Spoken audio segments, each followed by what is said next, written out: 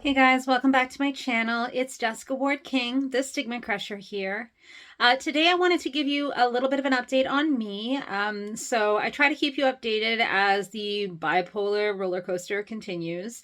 And for the longest time there during the pandemic, I was just kind of flat depressed and tried everything on earth to get out of it. And by the end of the summer of 2022, I had gone manic and then sort of euthymic and then more depressed and then manic again when I went to South Africa and then maybe a little euthymic and then manic again. And yes, now we are down at depressed again.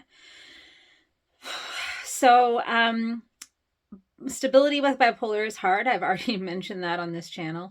That's really what the big issue with bipolar disorder is achieving stability. And it's kind of like, you know, when you're trying to balance on some kind of balance beam and you got your arms out, you know, and you're like, you start to waver this way, so you overcorrect this way, and then you start to waver this way, and you can't quite get that balance back, and then you maybe get it for a little while if you take a few steps, and then you lose your balance again, and the whole thing really starts over, or continues, I guess is more accurate.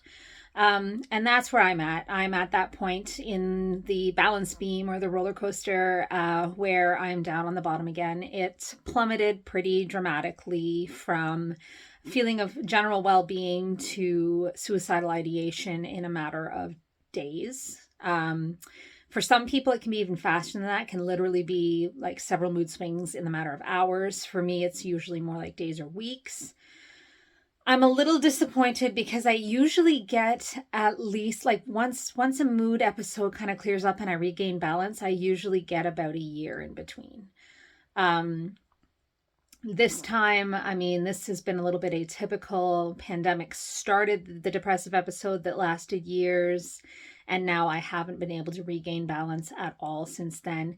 It didn't help, to be quite honest, that I went to South Africa with all the time change difference. I mean, bipolar disorder is a disorder of circadian rhythm, and I messed mine up pretty good going there and coming back again.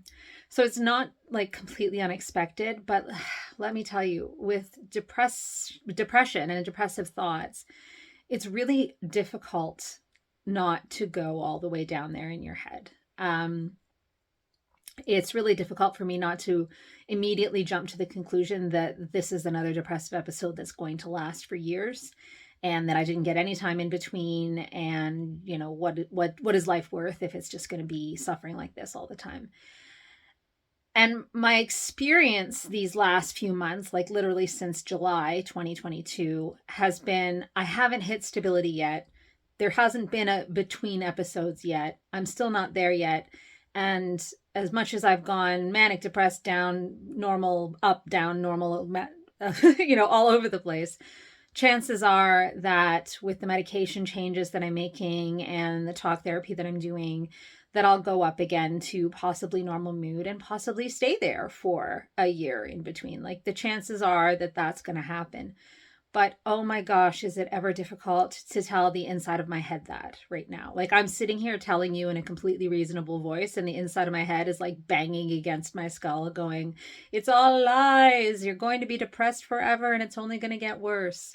And I mean, we have some evidence that bipolar disorder, like that the mood swings get less swingy, less bad as you get older, as time goes on. I actually asked my psychiatrist this morning. I was like, okay, so when exactly does that happen? And he's like, well, usually between 40s and 50s. I'm like, okay, I'm 40. Like, let's get going on this. But it's a gradual process, right? And it doesn't happen that way for everybody. It's just kind of generalizations. There is some evidence that the depression gets worse and the mania gets a little better as time goes on, but I mean, again, there's a lot of individual variation. I spent time in my younger days in hospital having electroconvulsive therapy. So I mean, even though I've been close to that in recent past, I haven't actually been there. I haven't actually been in hospital for a while. So maybe there's some evidence in my life that it's getting less bad, or maybe what I'm more thinking, I'm just getting a little better at managing it. And, you know, in my old age, but I also have a lot more riding on me trying to stick it out. You know, I have a family now, I have a job, a career. You know, unlike when I was young and a student, I really, there's more to try to hang on for, in terms of, you know, daily life than there was then. So I don't know if that makes a difference either. Maybe I'm just making trying to make sense of it all. But anyway, that's where we're at. I feel like I'm rambling now, so I'm probably going to stop. But that is where we're at. We're back depressed again. It's been just over 3 weeks that I've been feeling this way. So it's a bona fide depressive episode. You usually, for diagnostic criteria, it's at least 2 weeks, to kind of count it as a full depressive episode.